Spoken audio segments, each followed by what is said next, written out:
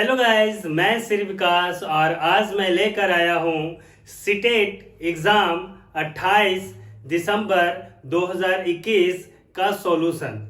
ऐसे तो हम डिटेल्स में आपको समझाने वाले नहीं हैं, लेकिन हाँ, आप करेक्ट आंसर मिला सकते हैं। तो चलिए आज का क्लास हम करते हैं प्रारंभ। सबसे पहले हम लोग पहला नंबर क्वेश्चन देखते हैं, जहां की कहा जा रहा है कि जियो बोर्ड पर आधारित क्रियाकलापों से परिचय देने के लिए अति उपयुक्त कारण हो सकता है। हम जियो बोर्ड का उपयोग क्यों करते हैं? तो कहा जाता है कि अधिगमकर्ताओं को आयतन पढ़ाना, विभिन्न ज्यामितीय अवधारणाओं की जांच व अन्वेषण के लिए मूर्त प्रदर्शन देना है। यस, जियो बोर्ड मूर्त प्रदर्शन देने के लिए ही हम लोग यूज करते हैं। तो इसका करेक्ट आंसर आपका 2 हो जाता है, तो आगे पढ़ने की जरूरत भी नहीं है। और हम लेके चलते हैं आपको नेक्स्ट क्वेश्चन पे, और आपका नेक्स्ट क्वेश्चन है क्वेश्चन नंबर 2, जहां की आपसे कहा जाता है कि यदि आपके पास 3 सिक्के 1 रुपए के, 2 सिक्के 2 रुपए के और 1 सिक्का 10 रुपए का है, तो आप 14 रुपया को कितने तरीकों से बांट सकते हैं?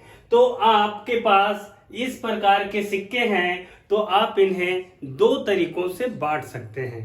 तो ऑप्शन नंबर हो जाता है 1 करेक्ट आपका। ओके, तो नेक्स्ट क्वेश्चन हम लोग देखेंगे, और नेक्स्ट क्वेश्चन है हमारा 3 नंबर क्वेश्चन, जिसमें कि आपसे कहा जा रहा है कि इसमें से कौन से आयत का परिमाप सबसे अधिक होता है? कौन से आयत का परिमाप अधिक होता है? आयत जिसका क्षेत्रफल 60 है और एक भुजा 1 है। यदि एक भुजा 1 है तो दूसरी भुजा 60 हो जाएगी। क्षेत्रफल 60 है, एक भुजा 6, तो दूसरी भुजा 10 हो जाएगी। एक भुजा 2 है तो दूसरी भुजा 30 हो जाएगी, और एक भुजा 12 है तो 12 25 60, दूसरी भुजा 5 हो जाएगी। यदि ये लंबाई और इसको चौड़ाई मान लेते हैं तो परिमिति आपका कितना हो जाएगा? 61 दूनी, है ना, परिमिति कितना हो जाएगा? 16 दूनी 32, और 32 दूनी 64, और 17 दूनी 34। तो सबसे अधिक परिमाप कब होता है? परिमाप सबसे अधिक होता है जब भुजा 1 सेंटीमीटर हो, यानी करेक्ट आंसर आपका हो जाता है 1। Okay, now come to the next question, and the next question number is 4, as you are telling you that 6 और 7 का योग 3 है। एक उदाहरण है संयोजन समुच्चय बोधक वाक्य का, मुक्त वाक्य का, परिभाषा है कि साध्य है। तो मैं आपको बता दूं कि यह जो है यह एक संयोजन है, समुच्चय बोधक वाक्य है। ठीक है, तो इस तरह से आपका करेक्ट आंसर हो जाता है 1। चलिए नेक्स्ट क्वेश्चन की ओर, और नेक्स्ट क्वेश्चन आपका आ जाता है क्वेश्चन नंबर 5, जो कि आपसे साफ शब्दों में कहता है गणित के अध्ययन में सामान्यतः अवधारणा मानचित्रों, कॉन्सेप्ट मैप जिसको कहते हैं, का उपयोग किया जाता है। अवधारणा मानचित्रों के बारे में दिए गए कौन सा कथन सही है? कहा जाता है कि यह एक जटिल जाल तंत्र है जो कि एक अवधारणा की सभी उप अवधारणाओं के बीच संबंध को चित्रित करता है। तो सही बात है, यह सो अवधारणा है जो जटिल जाल तंत्र है। दूसरा कहा जाता है कि एक अवधारणा की सभी उप अवधारणाओं के लिए यह रैखिक व्यवस्था है। नहीं, रैखिक व्यवस्था तो नहीं होता है। तीसरा देखते हैं हम लोग, इसका उपयोग नैदानिक उपकरणों के रूप में छात्रों को अधिगम में आने वाली कठिनाइयों को पहचानने के लिए किया जा सकता है। सही है, ऐसा हम लोग कर सकते हैं। 4 नंबर डी कहता है यह गणित की प्रकृति के बारे में नई जानकारियां अंतर्दृष्टि प्राप्त करने में अध्यापक की सहायता करता है। सही बात है, ये भी सही बात है। तो इस तरह से हमारा ए, सी और डी जो हो जाता है करेक्ट आंसर हो जाता है। तो देख लेते हैं कि ए, सी, डी ऑप्शन नंबर 1 में आपको मिलता है, यानी ऑप्शन नंबर 1 जो है ना आपका करेक्ट आंसर होता है इस प्रश्न के लिए। और हम आपको ले चलते हैं अब अगले प्रश्न की ओर, जो कि आपका क्वेश्चन नंबर 6 है। कहा जा रहा है कि एक पुल्या है जो निम्नलिखित में से कौन सा पुल्या के समस्या समाधान मॉडल के अनुसार सही क्रम है। अच्छा, योजना तैयार करना, समस्या को समझना, योजना को कार्यान्वित करना, पुनः जांच करना, बस यही होता है। इसके अलावा और कुछ पढ़ने की आवश्यकता भी नहीं है। करेक्ट आंसर आपका 6 का 1 हो गया है। और नेक्स्ट क्वेश्चन पे हम लोग चलेंगे, और नेक्स्ट क्वेश्चन है आपका 7, जो कि कहता है कि डॉक्टर ने अमन को रोज पर्याप्त मात्रा में पानी पीने की सलाह दी है। वह नियमित रूप से एक दिन में 14 गिलास पानी पीता है। यदि गिलास की क्षमता 300 मिलीलीटर है तो वह एक सप्ताह में कितना लीटर पानी पिएगा। एक गिलास में 300 ml पानी पीता है, तो 14 गिलास में इतना पानी पिएगा, यानी एक दिन में इतना पानी पिएगा। एक सप्ताह की बात पूछी जा रही है, तो 7 दिन की बात पूछी जा रही है। 7 से और गुना कर दीजिए और टोटल इस तरह से गुना कर दीजिएगा, तो कितना हो जाएगा आपका 29400। That means 29.9 litre, 9×4 29.4 litre. Okay, तो करेक्ट आंसर हमारा कौन सा है, तो करेक्ट आंसर है हमारा 4। चलिए नेक्स्ट क्वेश्चन पर ले चलते हैं। नेक्स्ट क्वेश्चन नंबर 8 है, जो कि आपसे कह रहा है राष्ट्रीय पाठ्य चर्चा रूपरेखा 2005 के अनुसार गणित शिक्षा का आकार चौड़े है ना और गोलीय होने के स्थान पर ज्यादा ऊंचा और तकुआकार हो गया है। इसका अर्थ क्या है? इसका अर्थ पाठ्य चर्चा के गतिमान होने के कारण कुछ आधारभूत विषयों की काट छाट की गई है, जिससे से कि न नए विषयों का समावेश किया जा सके, जो कि उच्च गणित के अध्ययन के लिए महत्वपूर्ण है।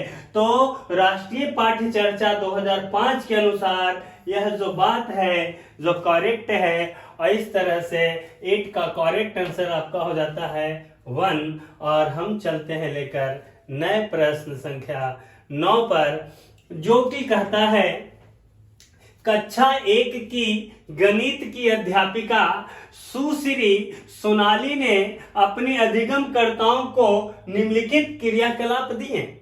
क्या था? पहला है भिन्न आकार और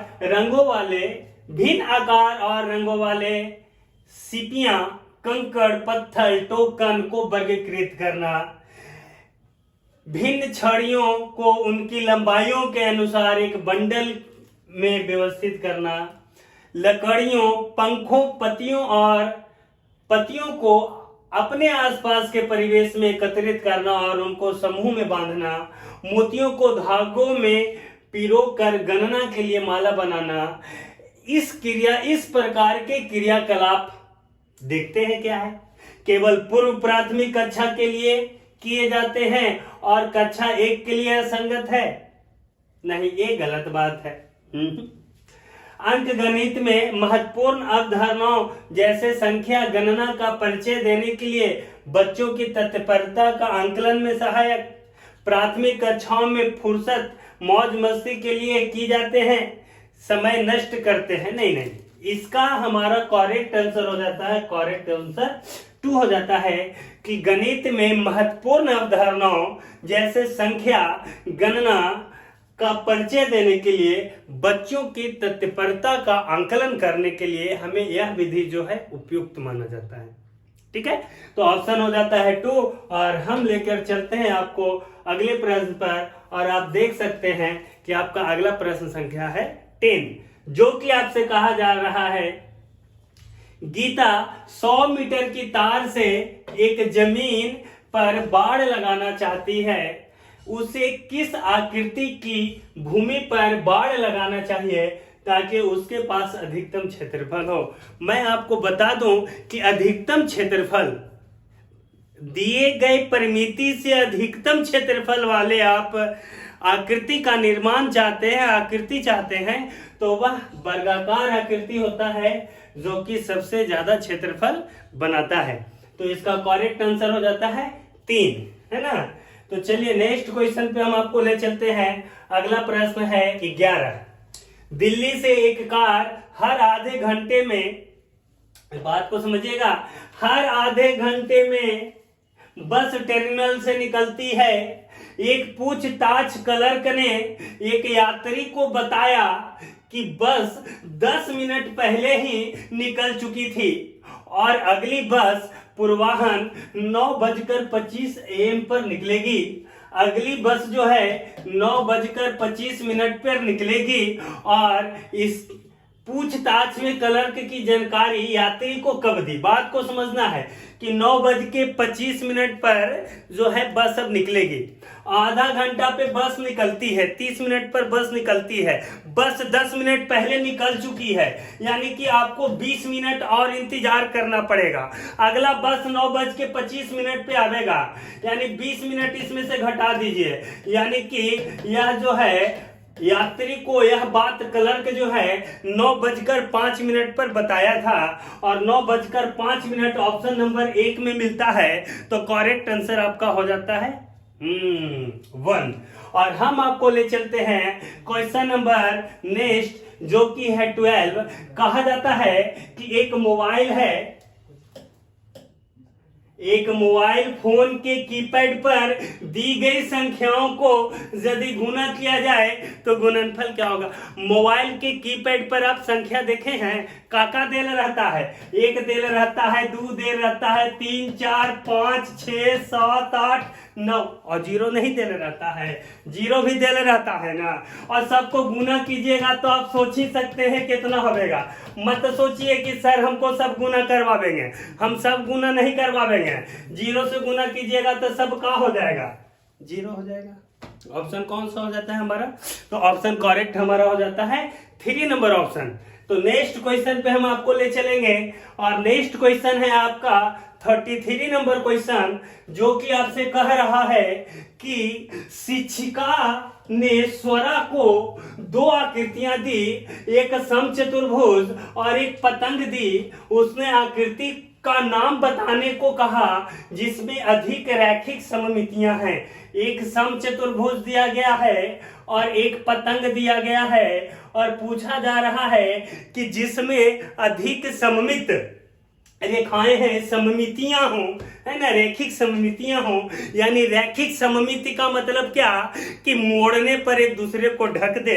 इसको ऐसे करके मोड़िएगा ना तो ढक देगा एक दूसरे को, और ऐसे करके मोड़िएगा ना तो वो एक दूसरे को ढक देगा। इसको में ऐसे मोड़िएगा तो नहीं ढकेगा, लेकिन ऐसे इसको मोड़िएगा ना तो एक दूसरे को ढक देगा। इसमें एक सममित रेखा है और इसमें ऐसे ऐसे 2 सममित रेखाएं हैं। तो अधिक सममितियां किसमें हैं, तो अधिक सममितियां समचतुर्भुज में हैं और समचतुर्भुज आपका ऑप्शन नंबर 1 में है। तो आपका करेक्ट आंसर हो जाता है ऑप्शन नंबर 1। और हम आपको अगला प्रश्न संख्या 14 पर ले चलते हैं और 14 नंबर क्वेश्चन आपसे कहता है, इसमें कथन ए आपसे कहता है कि एक अभाज्य संख्या नहीं है। एक अभाज्य संख्या नहीं है। एक जो है ना, क्या अभाज्य संख्या है, नहीं ना, एक अभाज्य संख्या नहीं है। ये जो है ना सही बात बोल रहा है, एक भाज्य संख्या नहीं है। एक भाज्य संख्या है, एक भाज्य संख्या नहीं है, नहीं ना है। ये भी सही बात बोल रहा है, एक भाज्य संख्या नहीं है, सही बात है। एक अभाज्य संख्या नहीं है, वो भी सही बात है, दोनों सही बात है। यानी दोनों ए और बी दोनों कथन क्या है, सत्य हैं। और करेक्ट जवाब हमारा हो जाता है ऑप्शन नंबर 2। और हम आपको नेक्स्ट प्रश्न संख्या 15 पर लेकर चलते हैं और 15 नंबर क्वेश्चन आपसे कहता है कि एक आयताकार खेत की लंबाई 4 सेंटीमीटर और चौड़ाई 3 सेंटीमीटर है, जिसमें आपसे कहा जा रहा है कि इस खेत के कोने में 1 सेंटीमीटर भुजा वाला एक छोटा वर्ग काट दिया। कोने से है ना। चलिए कोने से 1-1 सेंटीमीटर वाला वर्ग काट देते हैं। पहली लंबाई 4 मीटर 4 सेंटीमीटर थी और चौड़ाई 3 सेंटीमीटर थी। 1 सेंटीमीटर इधर से कट गया, 1 सेंटीमीटर इधर से कट गया, तो 4 सेंटीमीटर में से तो 2 सेंटीमीटर चल गया, तो के सेंटीमीटर बच गया, बोलिए ना। 2 सेंटीमीटर बच गया। कहता है कि आयताकार क्षेत्र की सीमा की लंबाई वर्ग कटने के पहले लंबाई कितना था? 4, और वर्ग काटने के बाद लंबाई कितना बच गया? 2। लंबाई का अनुपात क्या होगा? और इन दोनों का अनुपात निकाल लीजिए। तो अनुपात निकाल लीजिएगा तो कितना हो जाएगा? 2:1 हो जाएगा। तो कहिएगा कि इसमें से कोई ऑप्शन नहीं मिल रहा है। आप उसको सॉल्व करके देखिए कि उनमें से कौन है जो 2:1 के समतुल्य है। तो जब आप ऑप्शन संख्या 1 को कैलकुलेट कीजिएगा, 1 अनुपात 0.5 यानी 1 5/10 लिख दीजिए। चलिए हम लॉन्ग में थोड़ा इसको बता देते हैं। अनुपात मैंने भागा और भागा के उल्टा गुना, 10 ऊपर और 5 नीचे काट दीजिए। 2:1 नहीं हो गया, यानी 2:1 के समतुल्य ऑप्शन संख्या 1 है और करेक्ट आंसर भी आपका 1 हो जाता है। तो इस तरह से यह क्वेश्चन समाप्त होता है। और अगला प्रश्न 16 पर हम आ जाते हैं। और 16 नंबर क्वेश्चन आपसे कहता है कि एक बगीचे में कंगारुओं के 48 पद चिन्हित हैं। एक कंगारू के 4 पद मने पैर, एक कंगारू के 4 पैर, तो 48 पैर में के कंगारू, तो 48 पैर में 12 कंगारू। खरगोश के 12 पद चिन्हित हैं। एक खरगोश के 2 पैर तो 12 खरगोश के 2 पैर के लिए 1 खरगोश, तो 12 पैर के लिए 6 खरगोश चाहिए ना। एक बत्तख के 40 पद चिन्हित हैं। एक बत्तख, खरगोश के 2 पैर थोड़ी होता है, खरगोश के 4 पैर होता है, कंफ्यूज मत होइए। 4 3 12 यानी कि 3 को चाहिए। चलिए, एक बत्तख के 40 पद चिन्हित हैं। एक बत्तख के 2 पैर होता है, तो 40 को पद चिन्ह के लिए आपको के को बत्तख चाहिए? 20 को बत्तख चाहिए। यानी पहले तो हमको 12 को कंगारू चाहिए, 12 को कंगारू चाहिए। 12 3 20, 12 3 20 देख लीजिए किस में आपको मिलता है, तो 12 3 20 मिलता है ऑप्शन संख्या 4 में। यानी करेक्ट आंसर आपका हो जाता है ऑप्शन संख्या 4।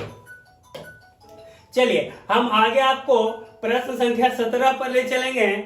और प्रश्न संख्या 17 जो कि आपसे कहता है कि 6 क्रमागत संख्याओं का योग 45 है। 6 को है, क्रमागत है, यानी एगो x है तो एगो x+1 है, एगो x+2 है, एगो x+3 है, एगो x+4 है ना। टोटल 6 गो, एगो x+5 है। और ये कहता है कि पांचों का योगफल कितना है? ये पांचों का योगफल इसने बता रखा है। इस पांचों का योगफल इसने 45 बता रखा है। इसको कैलकुलेट कर लीजिए फट सा, और फट से कैलकुलेट करके निकाल लीजिए, है ना।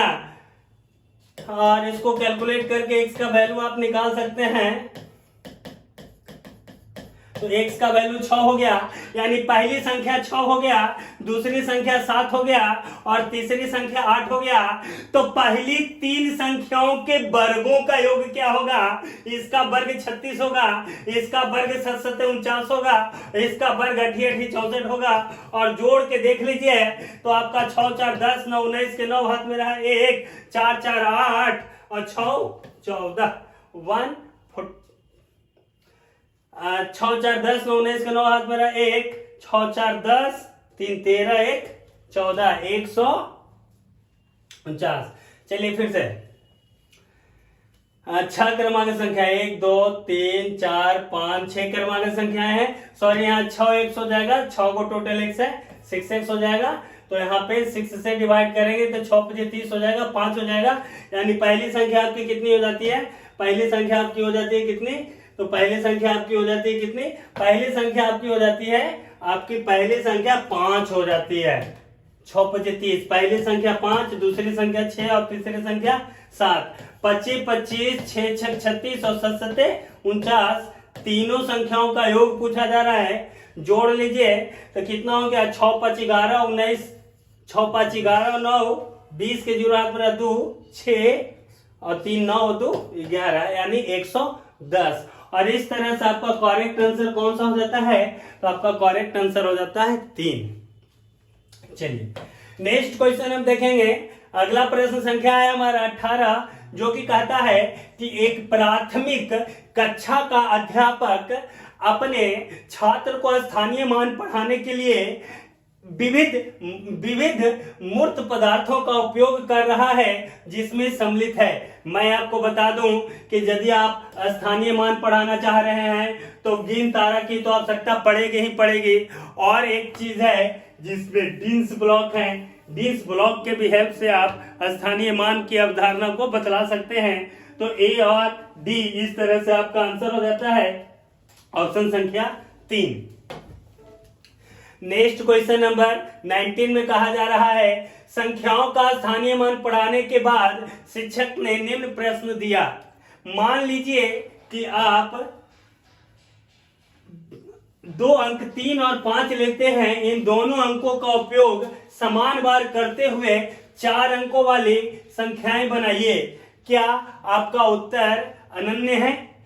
उपयुक्त संदर्भ में निम्न कथनों में से कौन सा सही है? तो पहला ऑप्शन है कि यह एक बंद सिरे वाले प्रश्न हैं। बात को समझिएगा कि 3 और 5 का उपयोग करते हुए 4 अंकीय संख्या बनाना है। मैं आपको बता दूं कि 4 अंकीय संख्या अनेक नहीं होते हैं, 4 अंकीय संख्या लिमिटेड होता है, सीमित होता है। तो 3 और 5 के हेल्प से यदि हम 4 अंकीय संख्या बनाते हैं तो ये कहाँ असीमित होने वाला है, ये भी तो सीमित होने वाला है ना। और सीमित संख्या में उत्तर हो तो यह बंद सिरा वाला क्वेश्चन होता है, तो यह बंद सिरा वाला प्रश्न है और करेक्ट आंसर 1 ही होगा। और नेक्स्ट क्वेश्चन पर हम आपको ले चलते हैं, जो कि है आपका प्रश्न संख्या 20, जिसमें आपसे कहा जा रहा है वरुण के पास 10 रुपये का नोट है, 6 रुपए का एक पेन खरीदा। 10 रुपया के नोट है, 6 रुपया के पेन खरीदा, तो 4 रुपया उसको दुकानदार लौटावेगा ना। दुकानदार उसे 1 रुपया और 2 रुपए के कुछ सिक्के देता है। 2 रुपया के सिक्का तो 2 रुपया के सिक्का 2 को देगा तो 4 रुपया हो जाएगा। लेकिन 1 रुपया के सिक्का देता है, यानी 2 को 2 रुपया का सिक्का नहीं दिया होगा, 2 रुपया वाला 1 सिक्का दिया होगा और 1 रुपया वाला 2 सिक्का दिया होगा, 2 रुपया वाला 1 सिक्का दिया होगा और 1 रुपया वाला क्या सिक्का दिया होगा और 1 रुपया वाला आपका 2 सिक्का दिया होगा। यानी कुल मिला के सिक्का हो गया, उसको कुल मिला के उसके पास 3 सिक्का है। कुल सिक्का लौटाता है उसे, वो कितने सिक्के प्राप्त हुए, तो उसको 3 सिक्का प्राप्त हुए। नेक्स्ट क्वेश्चन है 21 नंबर, जहां की कहता है कि राष्ट्रीय पाठ्य चर्चा रूपरेखा 2005 के अनुसार निम्नलिखित में से कौन सी प्रक्रिया बच्चे के चिंतन के गणितीकरण की सूचक है? चिंतन, बच्चे के चिंतन के गणितीकरण का सूचक कौन है? चिंतन गणितीकरण हो रहा है, देख रहे हैं। गणितीय संप्रेषण केवल सूत्र के द्वारा करना, तो ये सही बात नहीं है। आसपास की भिन्न भिन्न वस्तुओं का भार का अनुमान लगाना और उत्तरों पर सहपाठियों तथा शिक्षकों के साथ विचार विमर्श करना। हम आपको बता दें कि इससे आगे बढ़ने की कोनो जरूरत नहीं है। यही जो है ना हमारा गणितीकरण हो गया। किसका गणितीकरण हो गया? चिंतन का गणितीकरण हो गया। बच्चा अनुमान लगा रहा है, अपने सहपाठियों से चर्चा कर रहा है, शिक्षकों से चर्चा कर रहा है, गणित का गणितीकरण हो गया उसका चिंतन। तो करेक्ट आंसर आपका 2 हुआ। और हम आपको नेक्स्ट क्वेश्चन पर ले चलते हैं और नेक्स्ट क्वेश्चन है आपका 22, जो कि आपसे कहता है कि निम्नलिखित में से कौन सी प्राथमिक कक्षा के छात्रों के आंकलन की उपयुक्त विधि नहीं है? आंकलन करने की उपयुक्त विधि नहीं है। जरा बताइए आप कि आंकलन करने की उपयुक्त विधि इनमें से कौन नहीं हो सकता है? तो देखिए, आंकलन करने के लिए सूत्रों का स्मरण करना एक परीक्षा जो कि तथ्यों और सूत्रों को स्मरण करने पर आधारित हो, तो वह रटंत विद्या, बुकंत दवाई और मूढ़ल चेला, ये 3 चीज पता नहीं चलता है। तो कभी रटंत विद्या के चक्कर में नहीं पड़ना है। और रटंत विद्या जहां आ गया तो यहाँ पर तो हमारा करेक्ट आंसर यही होने वाला है।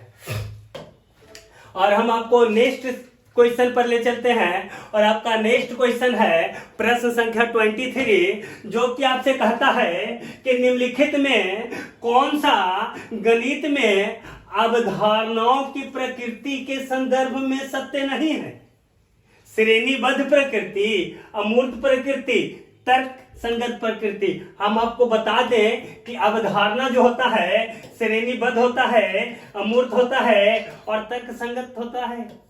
और जो अमूर्त होता है वो मूर्त कहां से होगा, यानी कि ये जो है हम नहीं पूछ रहा है ना, तो मूर्त प्रकृति का नहीं होता है अवधारणा, इसलिए हमारा करेक्ट आंसर 4 ही होगा। और नेक्स्ट क्वेश्चन पर हम आपको ले चलेंगे।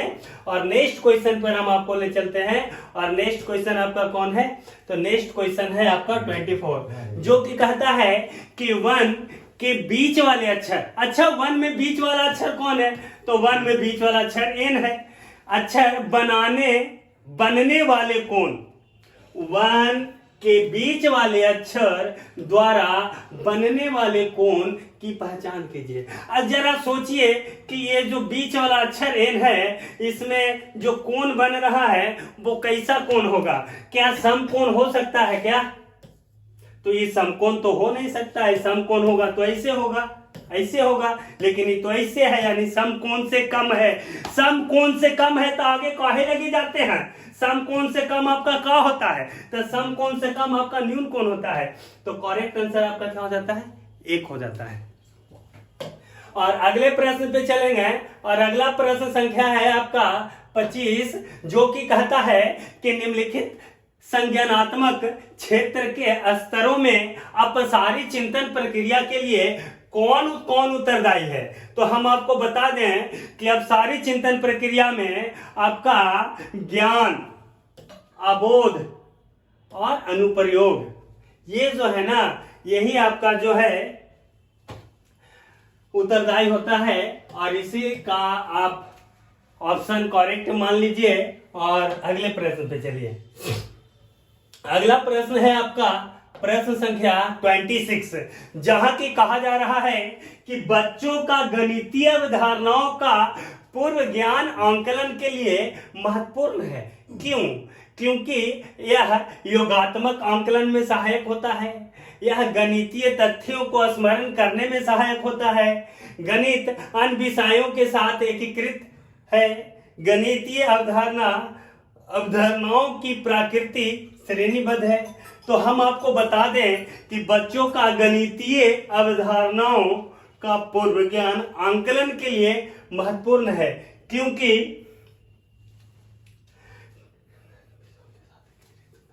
क्योंकि गणित जो है ना आपका अन्य विषयों के साथ एकीकृत है, समाकलित है, इसलिए इसका होना जरूरी है। तो ऑप्शन नंबर 3 आप करेक्ट कर सकते हैं। और हम आपको अगले प्रश्न पर लेकर चलते हैं।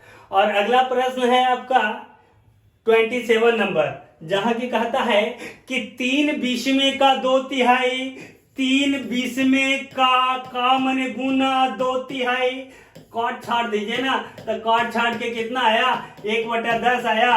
तो आप कह रहे होंगे कि सर ये 1/10 को 1/10 बोलते हैं, और यहाँ तो 1/10 ऑप्शन में है, ये नहीं है। तो 1/10 ऑप्शन में नहीं है, तो देखिए कि इसी के समतुल्य कौन है। तो 1/10 के समतुल्य 2/20 मने का, 2/20 मने का, 2/20 मने 1/10 ना हुआ, यानी करेक्ट आंसर हमारा कौन सा हुआ, तो आपका करेक्ट ऑप्शन 4 नंबर हो जाता है। और अगले प्रश्न पर ले चलते हैं आपको। और अगला प्रश्न है आपका प्रश्न संख्या 28, जो कि कहता है कि 76 और 76 गुना 32 को हल करने के लिए एक विद्यार्थी निम्नलिखित विधियों का प्रयोग करता है। उसने 76 को 70 गुना 6 70 जोड़ 6 लिखा और 32 को 30 जोड़ 2 लिखा और 70 में 30 से गुना कर दिया और 70 को और 6 को 2 से गुना कर दिया। सॉरी, उसने क्या किया है, बात को थोड़ा सा समझिएगा बढ़िया से, फिर से एक बार हम समझा दे रहे हैं आपको, है ना। वो बच्चा क्या किया है कि बच्चा 76 को 70 जोड़ 6 लिखा है और 32 को 30 जोड़ 2 लिखा है। 70 गुना 30 किया है, फिर 6 गुना 30 किया है, बहुत अच्छा काम किया है। फिर उसके बाद 70 गुना दूध किया है और फिर 6 गुना दूध किया है। क्या कमाल किया है बच्चा, कितना अच्छा बच्चा है। उपयुक्त विधि के लिए निम्नलिखित में कौन सा कथन सत्य है? विद्यार्थी को गुणन का अवधारणा तमक ज्ञान नहीं है। कितना शानदार गुना किया है। कैसे हम कह सकते हैं कि वो गुना का ज्ञान उसको नहीं है? ये गलत बात है। विद्यार्थी द्वारा प्रयुक्त विधि उसकी गुणन के नियमों की समझ को दर्शाती है, प्रतिबिंबित करती है। यही आपका करेक्ट आंसर है। यानी उसने जो गुना किया है यह समझाता है कि वह गुणन के नियमों को जानता है, समझता है।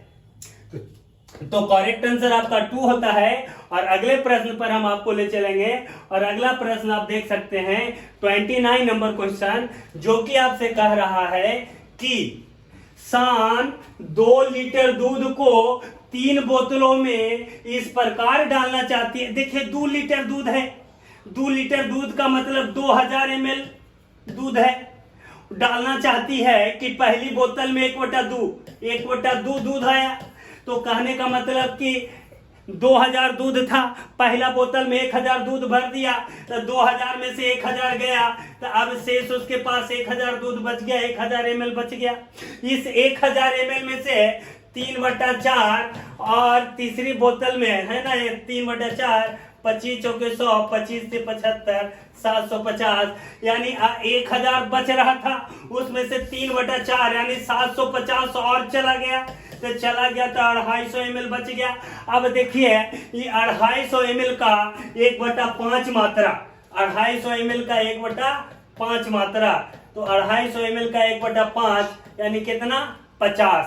तो 250 ml बच रहा था और 50 ml और चला गया। तो अब बताइए उसके पास कितना बच गया। बाद शान के पास कितनी मात्रा दूध बचेगा? तो शान के पास 200 ml दूध बचेगा और 200 ml दूध आपका प्रश्न ऑप्शन संख्या 3 में मिलता है। तो करेक्ट आंसर आपका हो जाता है ऑप्शन संख्या 3। तो चलिए हम अब आपको नेक्स्ट एंड लास्ट क्वेश्चन पर ले चलते हैं, जो कि है आपका प्रश्न संख्या 3। निम्न में से कौन सा युग्म का सही मिलान प्रदर्शित करता है ना? रचनात्मक आंकलन, बच्चे तथ्यों को स्मरण करते हैं और वे लिखित परीक्षा द्वारा आके जाते हैं। गलत बात। देखिए इसको यदि आप मिलाना चाहते हैं ना, तो इसको आप इस तरह से मिला लीजिए और इसको मिलाने के बाद आप देखिएगा कि एक जो रचनात्मक आंकलन है, ये जो रचनात्मक आंकलन आपको मिलता है कि ज्ञात करता है कि एक समयावधि में बच्चे की विभिन्न विषयों और व्यक्तित्व के अन्य आयामों में क्या समझ बनी है, क्या बदलाव आया है और क्या प्रगति हुई है। तो ये रचनात्मक हो गया। फिर उसके बाद इसको मिला लीजिए, तो शिक्षक केंद्रित कक्षा है, तो इसमें बच्चे तथ्यों को स्मरण करते हैं और वे लिखित परीक्षा के द्वारा आके जाते हैं। और आंकने का काम किसका है? आंकने का काम है शिक्षक को। 1 नंबर। आगे देखते हैं हम लोग कि छात्र केंद्रित कक्षा में क्या होता है। तो छात्र केंद्रित कक्षा में बच्चे निजी एकीकृत और समूहों दोनों तरह से, अकेले और समूहों दोनों तरह से काम करते हैं और इन क्रियाकलापों को करते हुए वे आके जाते हैं। चलिए ठीक है। और एक बच गया है, वो तो आप देख ही सकते हैं। तो इस तरह से आपका करेक्ट आंसर कौन सा मैच कर रहा है, तो करेक्ट ऑप्शन आपको 1 मैच कर रहा है। और इस तरह से आप 30 नंबर क्वेश्चन का ऑप्शन नंबर 1 सही लगाते हुए और हम अपनी बातों को यहाँ पर विराम देते हैं और हम आपसे फिर मिलते हैं अगले वीडियो में। तब तक के लिए जय हिंद।